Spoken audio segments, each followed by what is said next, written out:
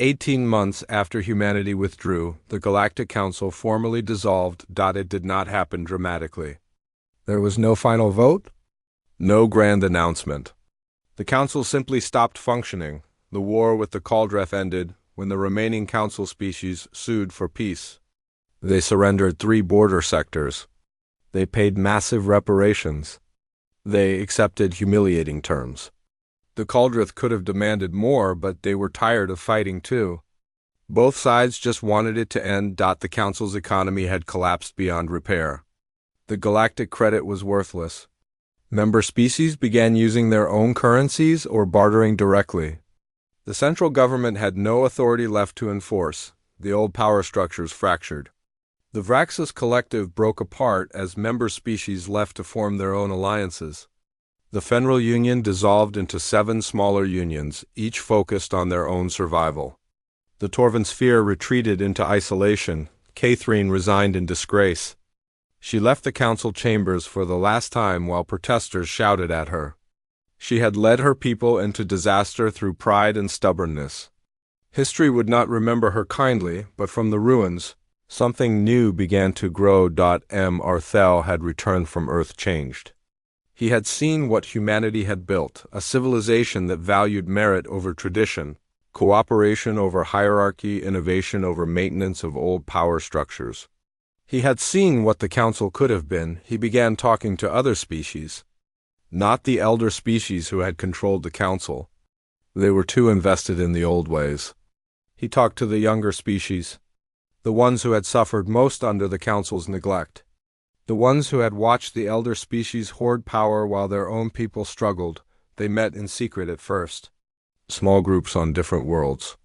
They shared their experiences, their frustrations with the old council, their hopes for something better. Our single quotes. Val showed them the data he had compiled, how the council had functioned, how humanity had held it together, how the elder species had taken and taken while contributing little. We can build something different, he told them. Something truly equal. The idea spread. Not quickly, not dramatically, but steadily, like a seed growing in fertile soil. The humans watched from a distance. They provided humanitarian aid as promised. Food shipments, medical supplies, technical assistance for critical infrastructure. But they did not interfere politically. They let the galactic community figure out their own future. 2 years after humanity's withdrawal, representatives from 47 species gathered on the neutral world of Calvara Prime. No elder species came. The Vraxis were not invited. The Torvan did not attend. This meeting was for species who wanted change, not species who wanted to maintain old power. Myrtle stood before them. We are here to build something new, he said, not to rebuild the council. The council failed because it was built on inequality. Elder species had permanent seats, permanent power, permanent privilege. The rest of us had votes but no real authority. He paused and looked around the room. We proposed something different. The Free Systems Alliance. Every member species has equal voting power regardless of age or size. No permanent seats. No privileged positions. Leadership rotates every 5 years. Decisions require consensus, not simple majority. A Bravax representative spoke up. That will make decision-making slow. Yes, Myrtle agreed. But it will also make decisions more thoughtful, more inclusive, and it will prevent any single species from dominating others. A Tamrisian representative asked, what about military power? What happens if one species builds a fleet that threatens others? We cannot prevent that, Myrtle said honestly, but we can make it pointless. The Alliance will have no central military. Each species maintains their own defense force. Aggression against one member is considered aggression against all. But no one species can use the Alliance's military power to dominate others.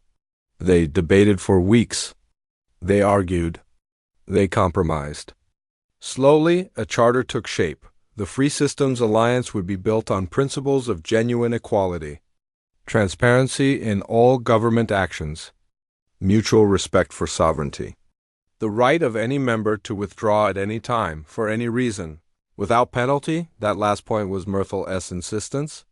He called it the Dignity Clause.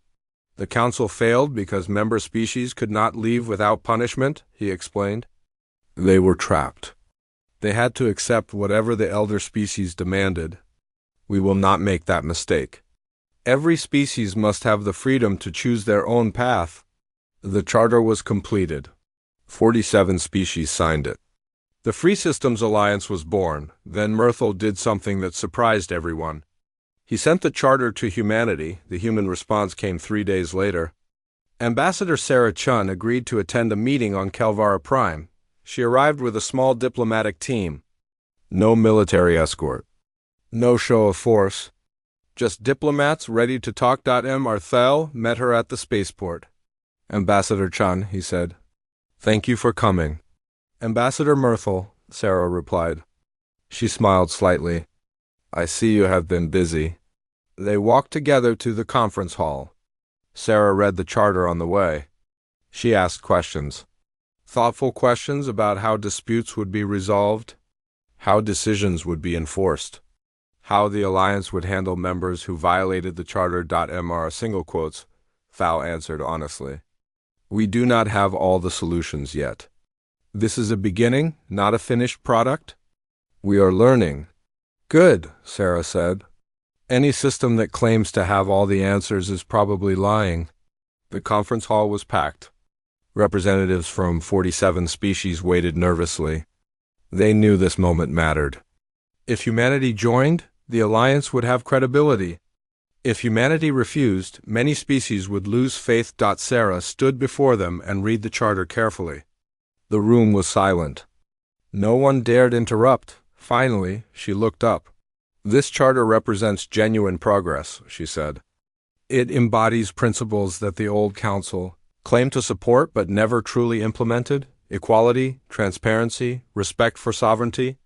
The right to leave, she paused. But I have concerns. This dignity clause. Any member can withdraw at any time without penalty. That means a species could join, gain benefits, then leave without contributing their share. What prevents that? Myrtle stood.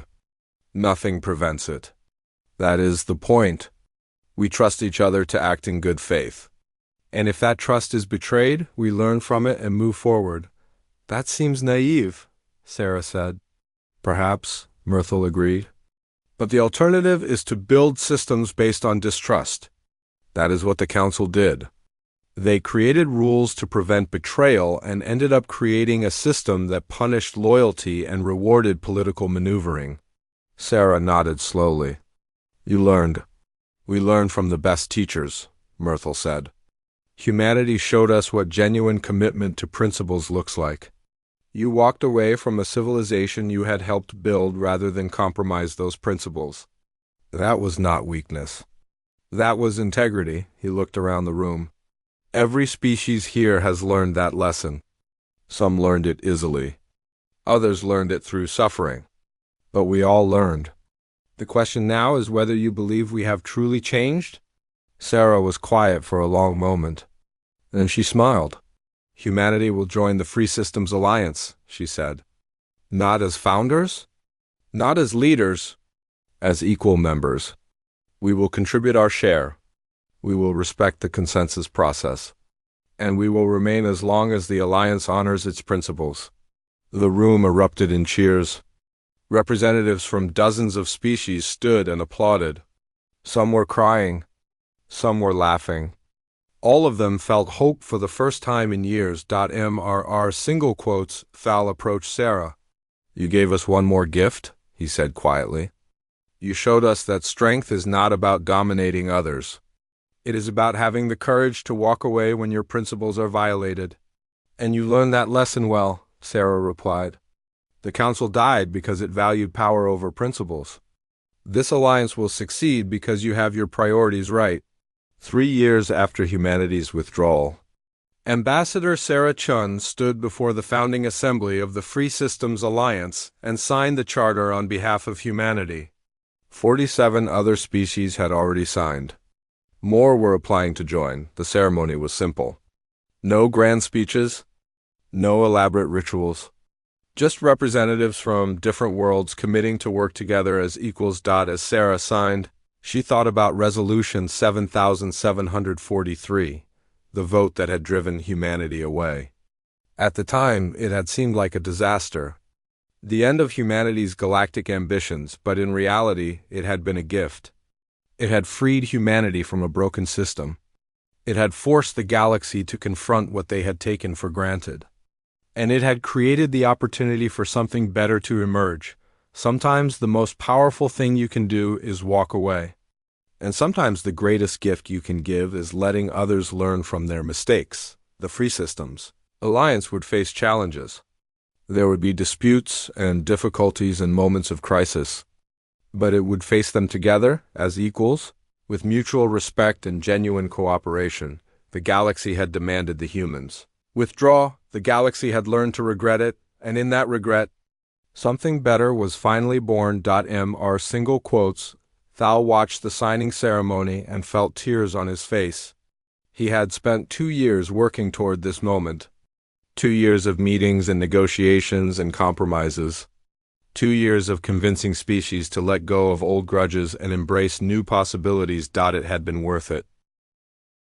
1 year after the humans left, the Galactic Council was dying. The war with the Cauldriff had settled into a grinding stalemate. Both sides had lost hundreds of ships and millions of lives. The Cauldriff controlled 3 border sectors now. The Council could not push them back, but the Cauldriff could not advance further. They just killed each other slowly, day after day. The Council's economy was in free fall. The galactic credit had lost 60% of its value. Trade had slowed to a fraction of what it had been. 41 member species faced economic depression. Some faced complete collapse. Famine spread across 12 worlds. The agricultural systems that humans had designed and maintained were failing. Crops died. Distribution networks broke down. People starved while food rotted in warehouses because no one knew how to manage the logistics systems that humans had built on Brevax Prime. Riots broke out when food shipments stopped arriving. The planetary government collapsed. The Council sent peacekeepers, but they arrived too late. 15,000 people died in the chaos. On Talmara 7, a plague spread through the population. It was a disease that humans had been working to cure. The research was 90% complete. But the lead researchers were humans and they were gone. The research data was still there, but no one else could interpret it. 20 million Telmarans died while the cure sat unfinished in a database. Catherine faced calls for her resignation daily. Protesters gathered outside the council chambers. They carried signs that said, "Bring back humanity," and "We were wrong." Some carried signs that were less polite, but Catherine refused to admit defeat. She gave speeches about resilience. She blamed the problems on human sabotage, even though everyone knew the humans had left everything working perfectly. She insisted that the council just needed time to adjust. Finally, the council leadership overruled her. They voted to send a delegation to human space. To ask for help. To beg, if necessary. Catherine voted against it, but she was outvoted 47-16. They chose Myrthal to lead the delegation. He was the one who had investigated what humanity had really been doing. He was the one who had tried to warn them. And he was the one who had spoken most passionately about the need to bring humanity back. Myrthal assembled his delegation carefully. He included representatives from species that had voted against Resolution 7743. He included representatives from worlds that had suffered most from humanity's absence. He did not include anyone from the Vraxis Collective. They traveled to Proxima Station, the gateway to human space. It was a massive structure, built jointly by humans and 3 other species back when humanity had still believed in cooperation. Now it sat at the border, and half of it was dark. The human section was closed. Myrthal's ship docked at the council section. He requested permission to cross into human territory. The response came from a human administrator. Her voice was polite but distant. "Please state your purpose." "We are an official delegation from the Galactic Council," Myrthal said. "We request a meeting with the human government." Please submit a formal request through proper channels, the administrator said.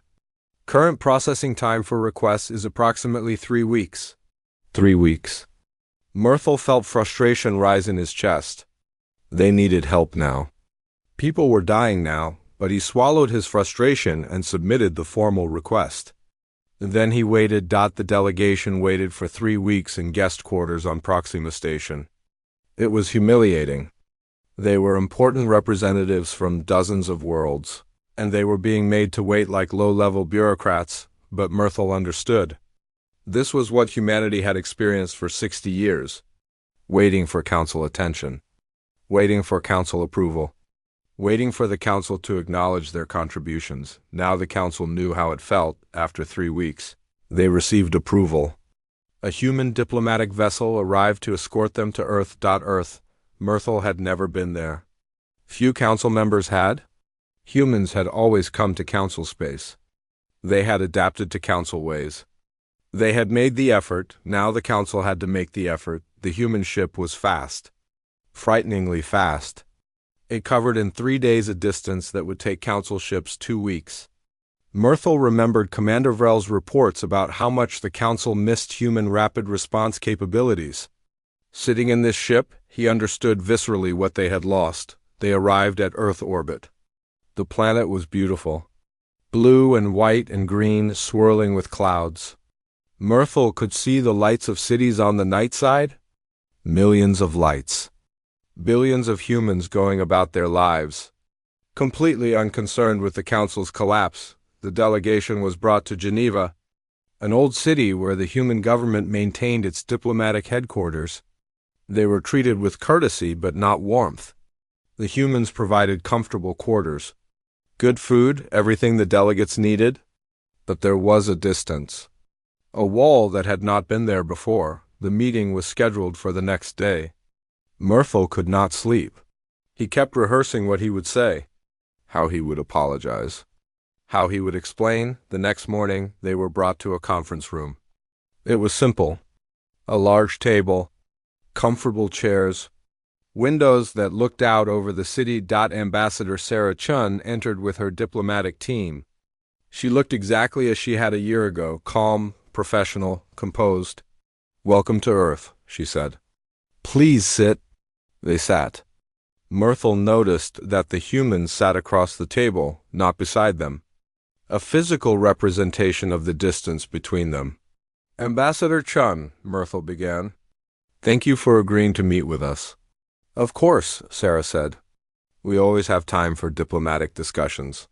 Myrtle heard the unspoken message. "We make time, even though you did not make time for us." He took a breath and began. "The council is in crisis. I will not lie to you or minimize the situation. Since humanity withdrew, we have faced escalating problems. The war with the Cauldreth, economic collapse, infrastructure failures, famines, plagues. We have lost millions of lives." Sarah listened without expression. "We were wrong," Myrtle said. The words hurt, but they were true. Resolution 7743 was wrong. The way we treated humanity was wrong. We took your contributions for granted. We saw your strength as a threat instead of a gift. We voted to make you subordinate instead of treating you as equals." He paused. The other delegates nodded their agreement. One of them, a Fenral representative, spoke up. "My people have lost 60% of our trade fleet to pirates," she said. "Pirates that humans used to keep in check. We have lost thousands of lives and billions in trade. We need your help." A Temrisian representative added, "Our harvests are failing. Our people are starving. We need your agricultural expertise." One by one, the delegates spoke. Each one described their crisis. Each one asked for help. Finally, they all looked at Sarah Chunda. She was quiet for a long moment. Then she spoke.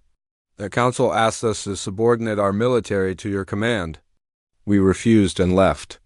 Everything that has happened since then is a consequence of that choice." "Your choice." "We understand that," Myrtle said. "That is why we are here. We are asking you to come back.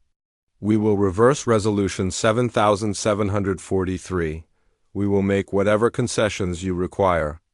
Just please help us." Sarah shook her head slowly. "You do not understand. This is not about Resolution 7743. That was just the final sign of something deeper." She stood and walked to the window. She looked out over Geneva.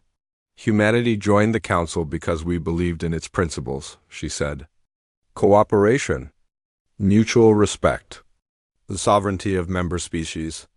We worked hard to embody those principles. We did more than our share. We protected you. We helped you. We asked only to be treated as equals." She turned back to face them. But the Council did not want equals. It wanted subordinates.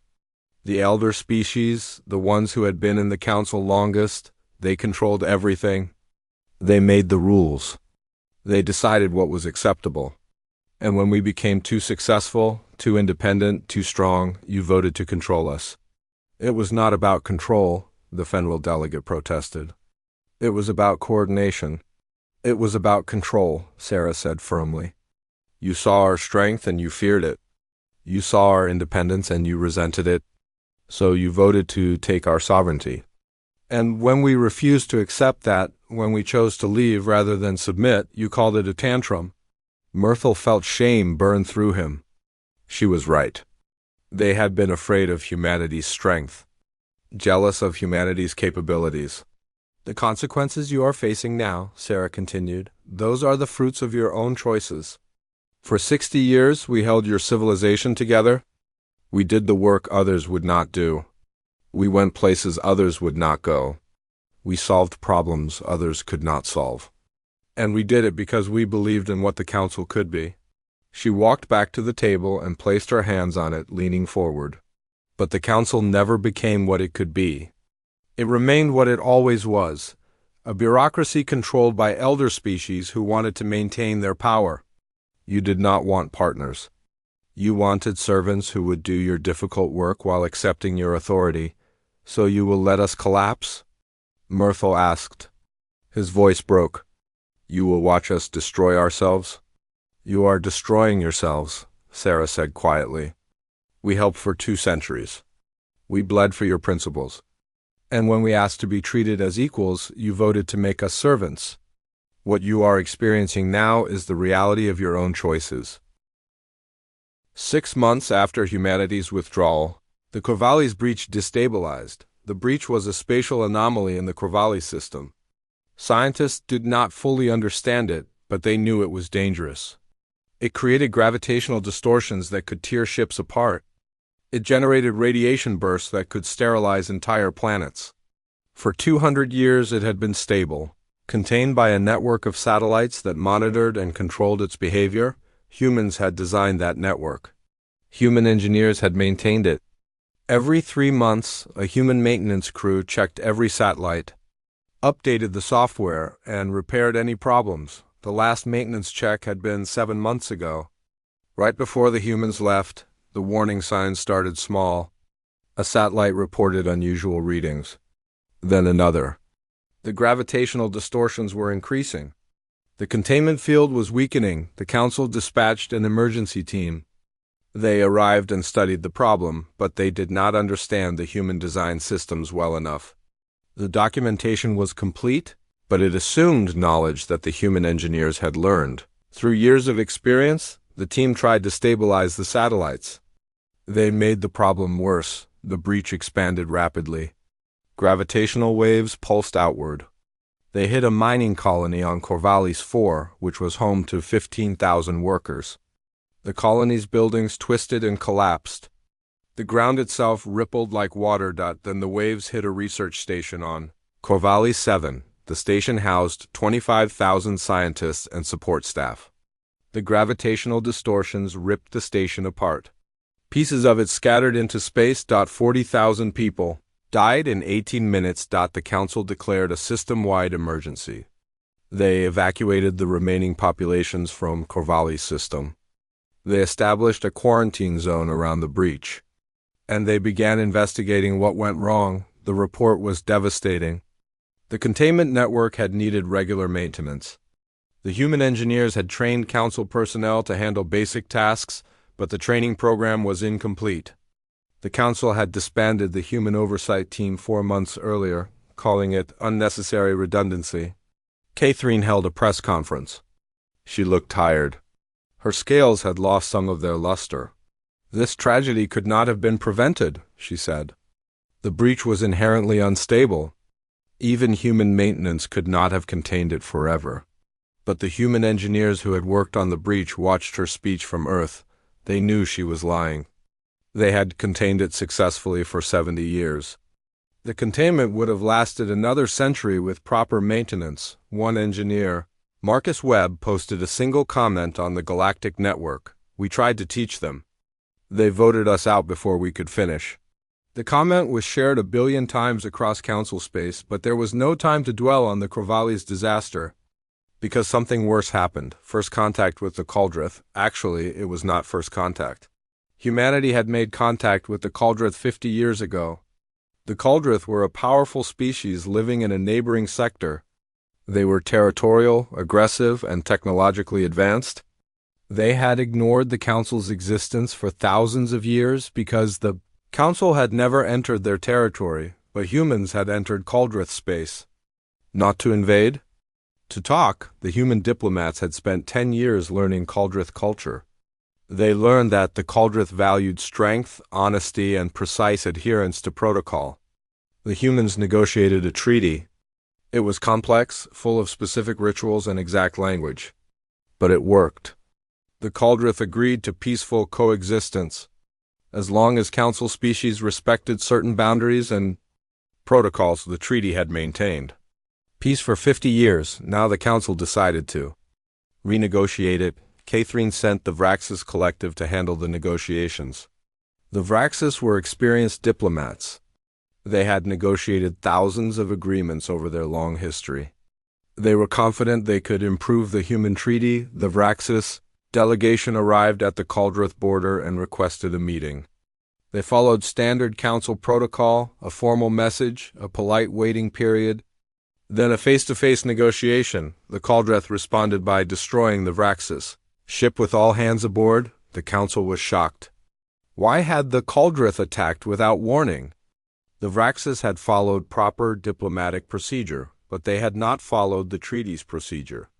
The Human Cauldrith Treaty specified exact rituals for initiating contact, specific phrases in the Cauldrith language, specific gifts to be presented, specific waiting periods measured in Cauldrith time units, not galactic standard time. The Vraxis had ignored all of this. They had assumed their way was better. The Cauldrith saw this as a violation of the treaty and an insult to their culture. The Council tried to send an apology. The Cauldrith sent back a declaration of war. The Cauldrith were not a minor species. They had a fleet of 6,000 warships. They had weapons technology equal to the Council's best, and they were angry. The Council mobilized their military. Commander Vrel found himself in charge of the largest fleet deployment in 300 years. He had 200 battlecruisers, 500 patrol ships, and 3,000 support vessels. On paper, it looked impressive. In reality, Vrel knew they had a problem. The Council fleet doctrine had been designed to complement human capabilities. Humans had provided rapid response, long-range operations, and electronic warfare. Their ships were fast and flexible. They could strike quickly, disrupt enemy communications, and retreat before the enemy could respond. The Council ships were built for sustained combat.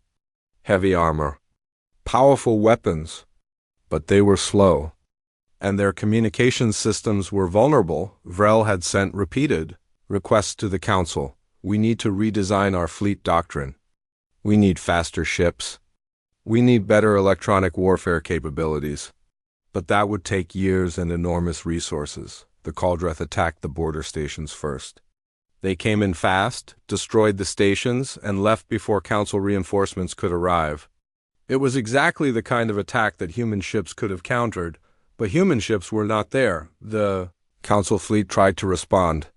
They were too slow. By the time they arrived, the Cauldrith were gone. The Cauldrith destroyed 3 major defensive stations in the first week.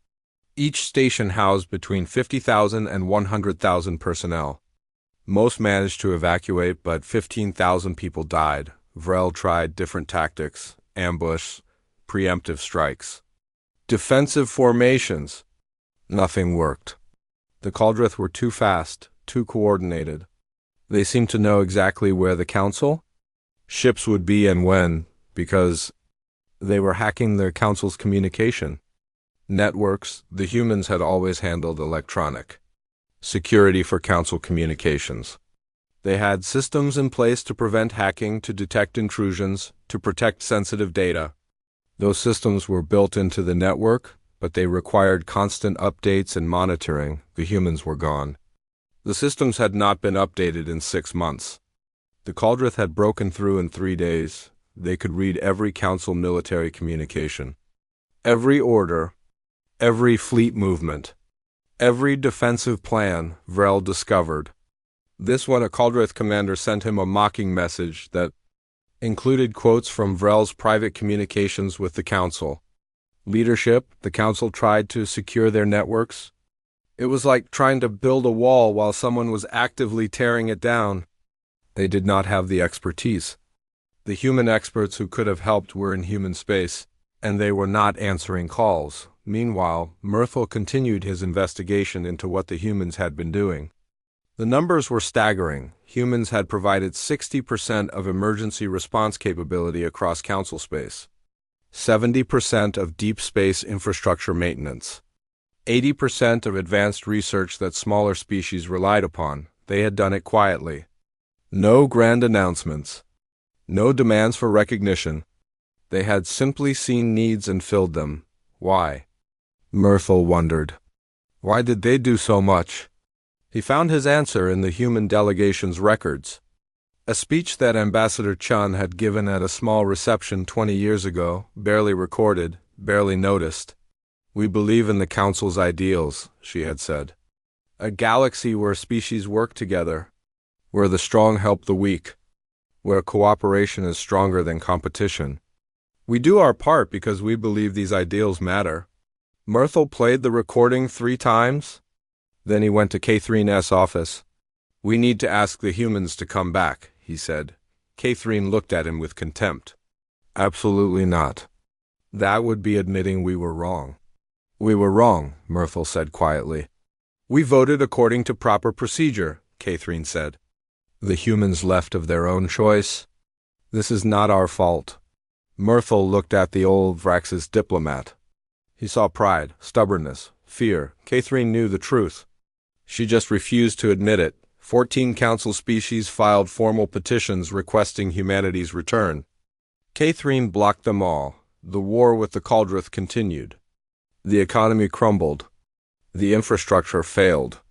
And the Council slowly tore itself apart, unable to admit that they had built their civilization on the backs of the species they had driven away.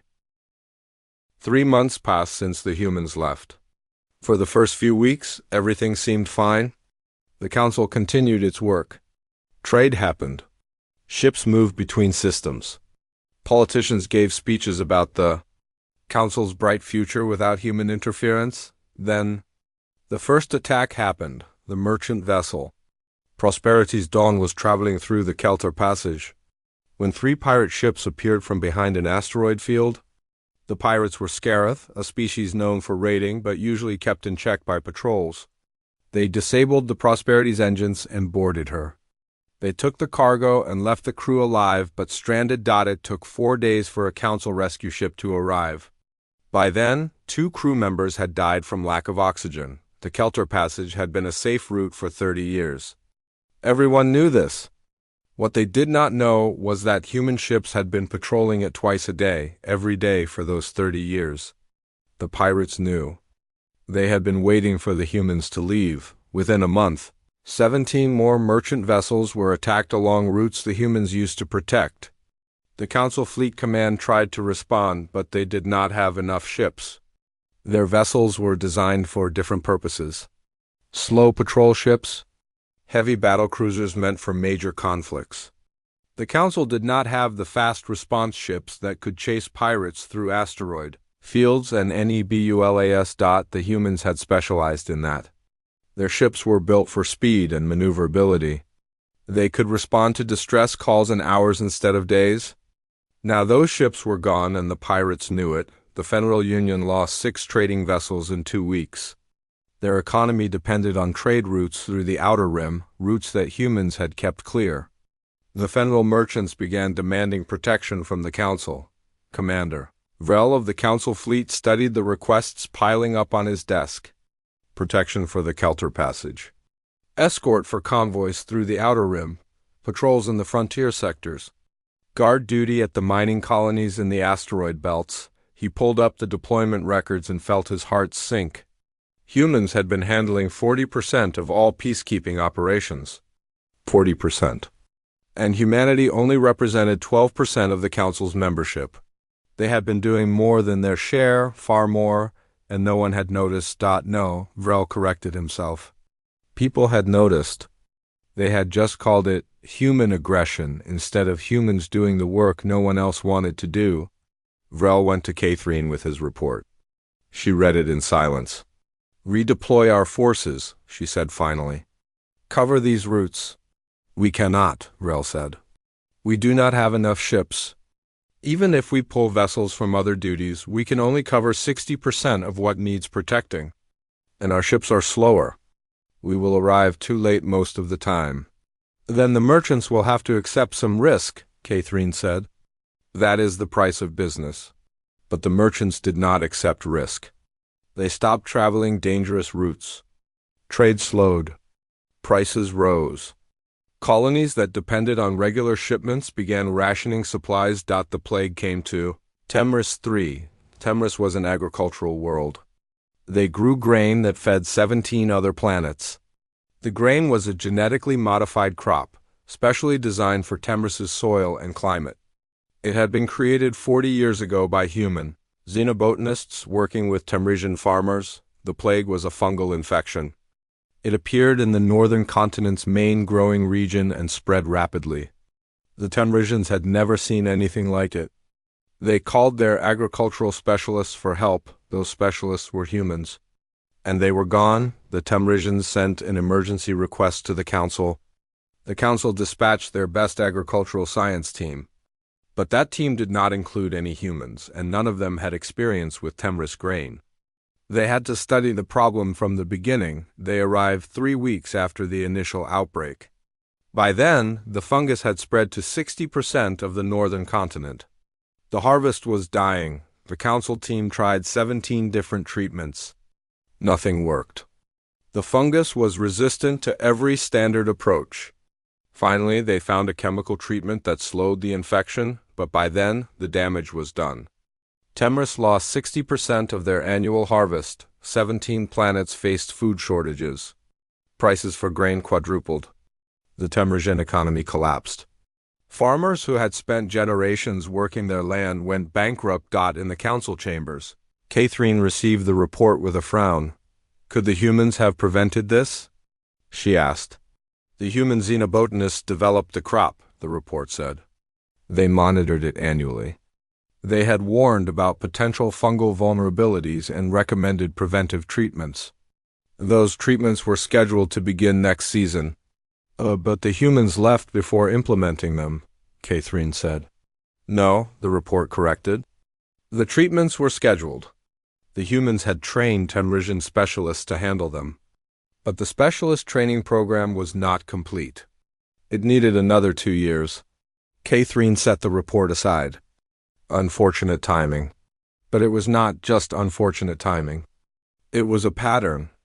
Across council space, systems that had relied on human expertise began experiencing problems. A water purification system on Delvos 2 failed. The human engineers who designed it had left detailed maintenance protocols, but the local technicians could not interpret them. It took 6 weeks to find someone who could. During that time, 4 million people had to drink rationed water. A medical research station in the Corvallis system lost power.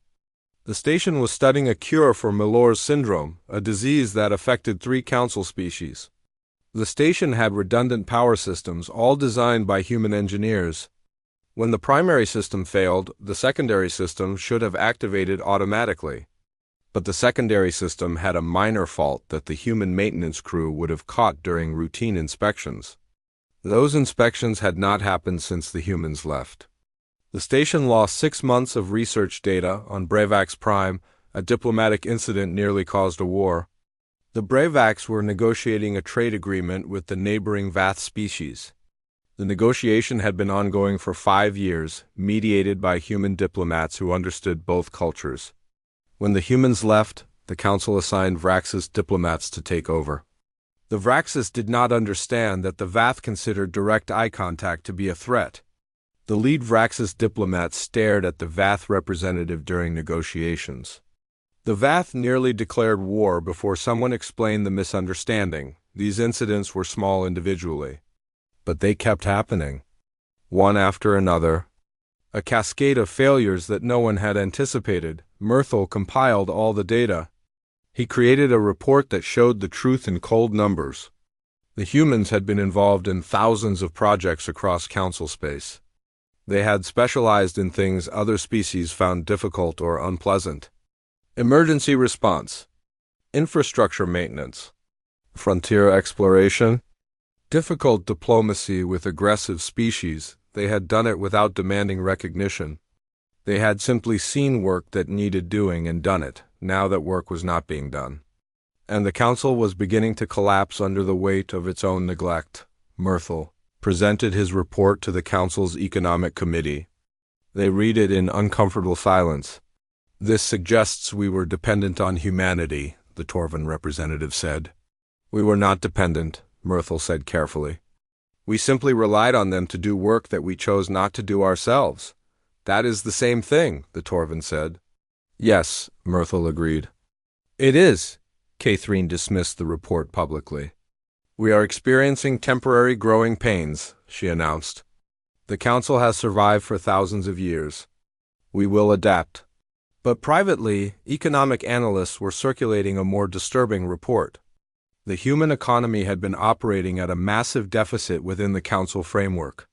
Humans had been paying more in dues, providing more in services, and receiving less in benefits than any other member species.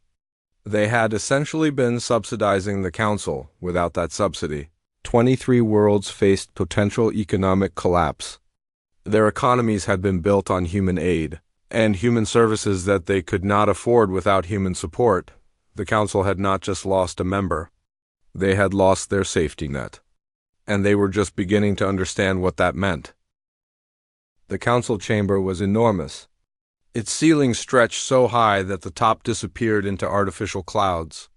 Representatives from 63 different species sat in their designated sections, each area designed for their specific biology. The Vraxis needed high heat and dry air. The Jinn preferred cool darkness. The humans sat in a simple section with standard gravity and Earth-normal atmosphere. Ambassador Sarah Chun looked at her datapad one more time. She had read the resolution 17 times already. Resolution 7743, the words were clear enough. The Galactic Council wanted to take control of all human military vessels. They wanted human ships to report to Council commanders. They wanted human captains to take orders from species who had never fought in a real war. The official reason was galactic security coordination. The real reason was fear. Humanity had joined the Council only 60 years ago, but in that time, human ships had become known across the galaxy. Fast ships? Powerful ships. Ships that went places other species were afraid to go. Catherine of the Vraxis Collective stood at the central podium. Her scales gleamed under the chamber lights. She was old, even by Vraxis standards, and she carried the authority of a species that had been in the Council for over 3,000 years. "We gather today to address a matter of significant importance," Catherine said. Her voice boomed through the translation systems. "The human species has expanded rapidly since joining our Council. Too rapidly, some might say. Their military vessels patrol routes that have been peaceful for centuries. They establish defense stations in regions that need no defense. This aggressive posture threatens the stability we have maintained for millennia.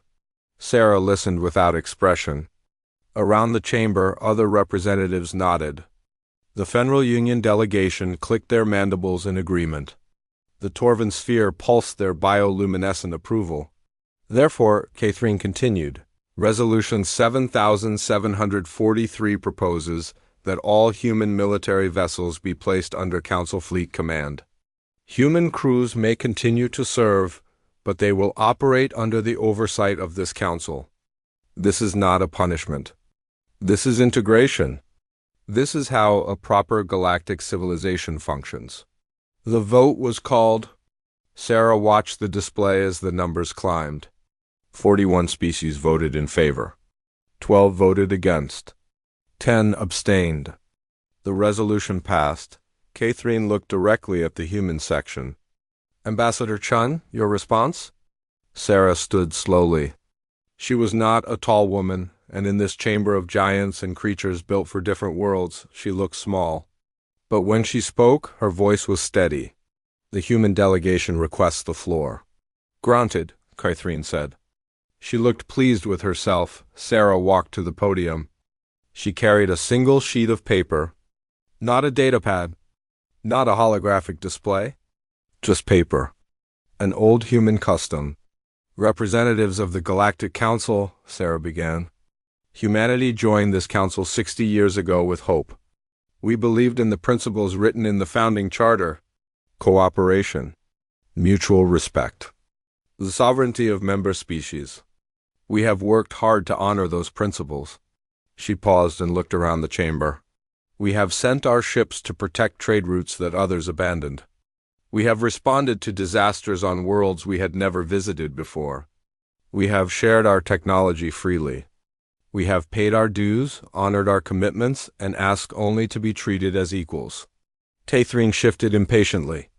Ambassador, if you wish to protest the resolution, I do not protest, Sarah said quietly. I simply inform this council that humanity withdraws its membership, effective immediately. The chamber fell silent. Even the translation system seemed to pause. You withdraw? Catherine said, You cannot simply withdraw. The Council Charter, Section 12, Paragraph 7, Sarah said. Any member species may withdraw from the Council by formal declaration. There is no requirement for approval. There is no waiting period. We declare our withdrawal. It is done, Sarah placed the paper on the podium. It was humanity's formal declaration, written in all 63 Council languages. But this is absurd, Catherine said. Her scales darkened with anger. You throw a tantrum because you do not get your way? We do not tantrum, Sarah said. We simply recognize that this council no longer shares our values. You voted to take our sovereignty. We choose to leave rather than submit. This is not anger. This is principle. Sarah turned and walked back to the human section. The other human delegates stood with her. They gathered their belongings in silence. No rushing, no dramatics. They simply packed their things and walked toward the exit. You will regret this, Catherine called after them. Where will you go? What will you do without the council's protection? Sarah stopped at the doorway. She looked back one last time. We will do what we have always done, she said. We will take care of ourselves. The human delegation left the chamber. Their footsteps echoed in the silence they left behind. In the Jin section, an old observer named Myrtle watched them go. He had been attending council sessions for 200 years. He had seen disputes before. He had seen angry speeches and threats and dramatic exits. But he had never seen anything like this. The humans had not been angry. They had been calm. Disappointed perhaps, but calm. That worried him more than any threat would have. Good riddance, the federal delegate said loudly. Let them go. They were too aggressive anyway. Too militaristic. Too unpredictable. Other delegates nodded and clicked and hummed their agreement. The humans were gone. The council was safer now. More stable. This was good. Catherine called for order and moved on to the next item on the agenda. The council had work to do, but Myrtle could not focus on the proceedings. He kept thinking about Sarah Chun's face. She had not looked defeated. She had not looked angry. She had looked resolved, like someone who had made a difficult decision and knew it was right. Over the next 6 hours, something unprecedented happened across council space. Every human ship began moving. Not attacking, not threatening, just moving. They withdrew from patrol routes they had maintained for decades. They evacuated from stations they had built with their own resources. They called in every human citizen from every council world. The exodus was coordinated with stunning precision. Human freighters picked up human colonists. Human warships escorted human civilian vessels. Within a day, there were no human military ships in council space. Within a week, there were no humans at all. They left everything else behind. The orbital stations they had built still functioned perfectly. The defense satellites they had placed still operated. The infrastructure they had created still worked. They just took their people and left. The council received no demands, no ultimatums, no threats of war. The humans simply withdrew to their own space and closed their borders. Catherine gave an interview to the Galactic News Network that evening. "This proves we made the right decision," she said.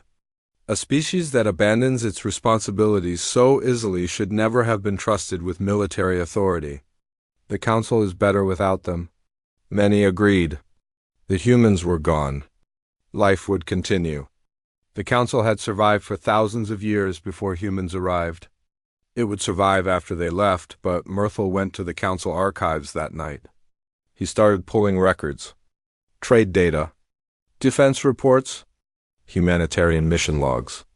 He wanted to understand what the humans had actually been doing for the past 60 years. What he found made his blood run cold. The humans had not just been participating in the council. They had been holding it together, and now they were gone. MRR single quotes.